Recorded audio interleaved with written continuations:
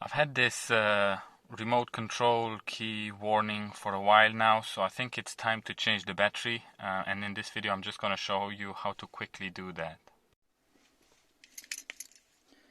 On the back of the key there is a button that you can press, which then allows you to pull out the emergency key. You can open doors with this one, and then what remains of it, there is a tab just inside there, which unfortunately you can't see on the camera, but you just push that and the back cover pops out.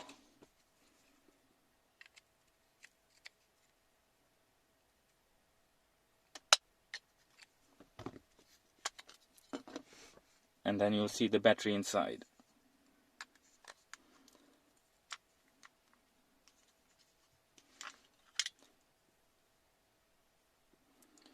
Take the battery out. It's a CR2450 and it's a 3-volt battery. Replace it with the new one.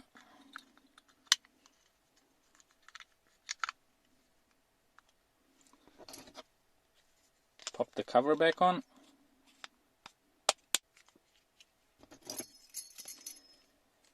And then you can just push the key back in. And that's pretty much done.